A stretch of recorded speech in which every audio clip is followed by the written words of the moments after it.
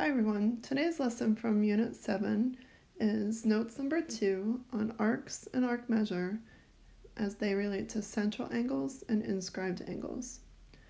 Our first idea for today is that the measure of an arc is equal to the measure of its central angle. Simple as that.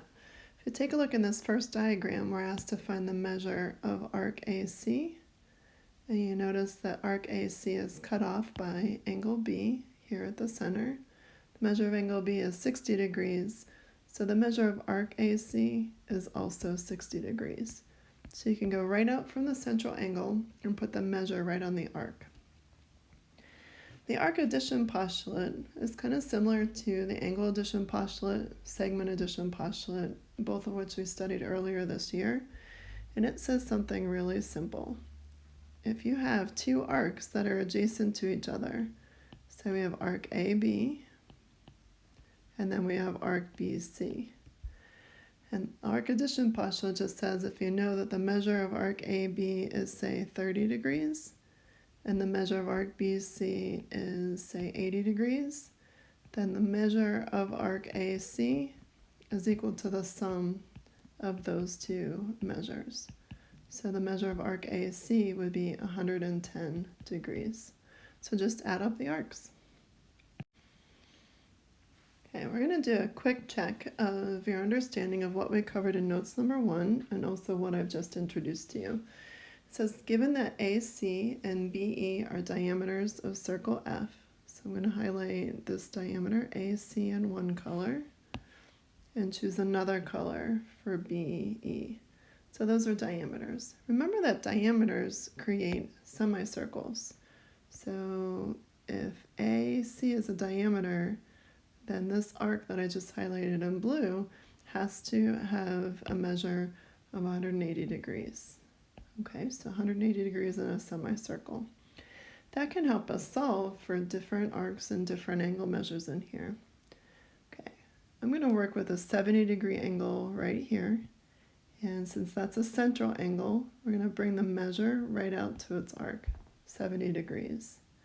That means for the remaining portion of this semicircle right here, we can take 180 minus 70 and arrive at 110 for its measure. And that does also mean that its central angle is 110. All right, we have a second diameter in our picture, and that's the diameter from B to E that I've highlighted in red.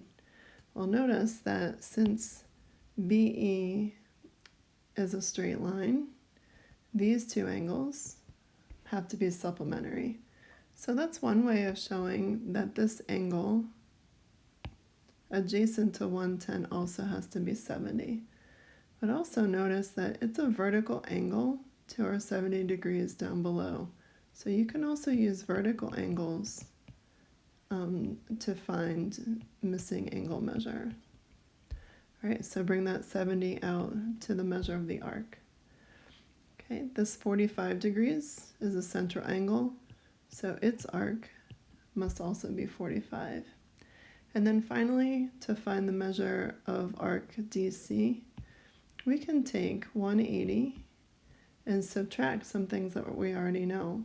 And you can do this in a lot of different ways, but you'll come up with the same answer.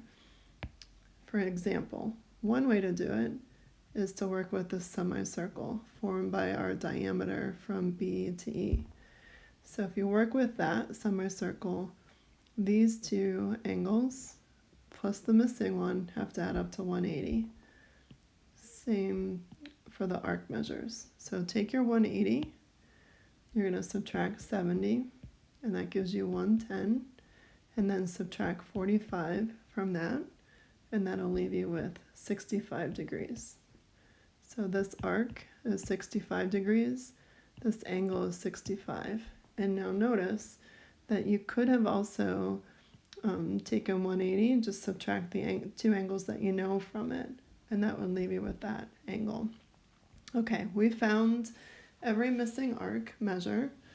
Now it's time to go to our list. Okay, we have to identify whether the arc is a minor arc, a major arc, or a semicircle first. and then we have to find the measure of the arc. So we're going to give two answers for each of these. Number 1 says arc BD, and I can tell right away that it's minor because it has two letters being used to name it. And BD is this one right here, 45 degrees. Okay. Going to the right, number 2, arc AEC. I'm going to choose another color.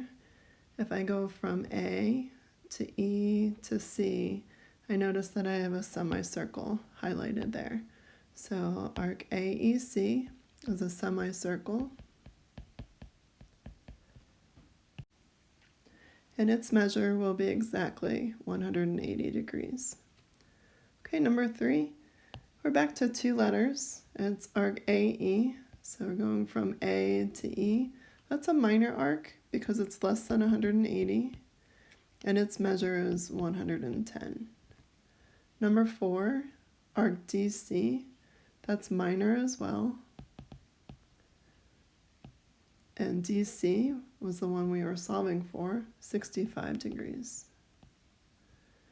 Okay, BC, minor, two letters only. And BC goes from here all the way to here.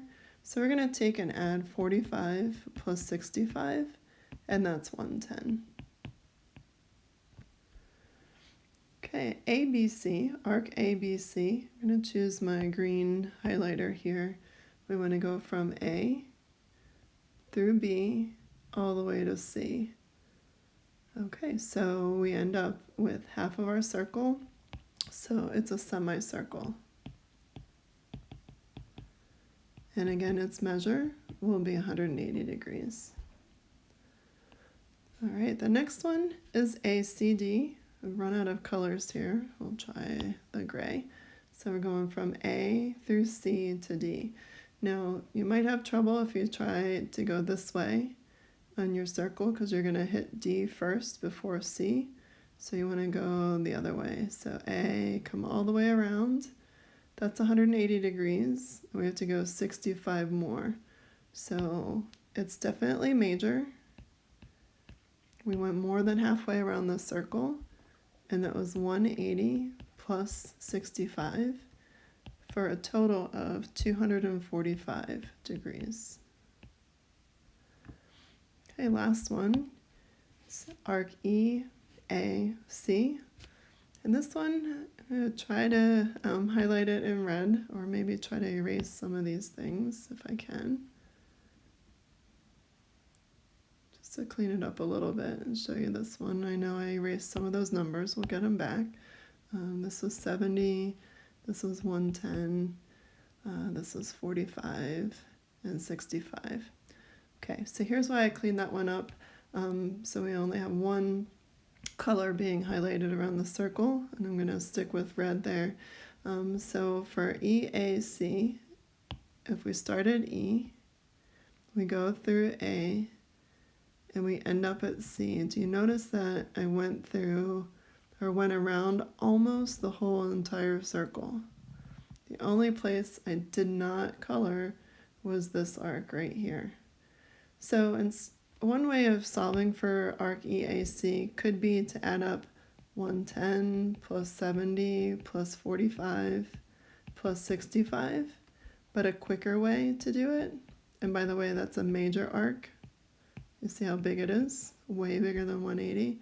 A quicker way would be to take 360, that's how many degrees there are in a circle, and just subtract the one you didn't use, which was 70. So 360 minus 70 is 290. But if you wanted to add those up, type them into your calculator, you would still get 290. Okay, so a couple of examples. In part A, we're asked to find the measure of angle G, and I notice that angle G is inscribed. And if you follow the sides of the angle out to the arc, it intercepts this arc of 48 degrees. So the measure of angle G will be 1/2 of 48, which is 24 degrees.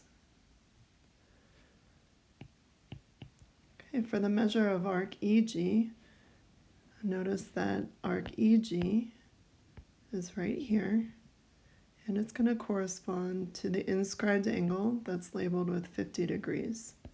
So remember that the angle of 50 is 1/2 of the measure of arc EG. So to solve for arc EG, we need to double that angle measure, multiply it by 2, and we get 100 degrees. So we're working backwards from having the angle to finding the arc. So when you have the angle and you want to know the arc, multiply by 2. When you have the arc and you want to find the angle, divide by 2. So times 2 to find the arc, divide by 2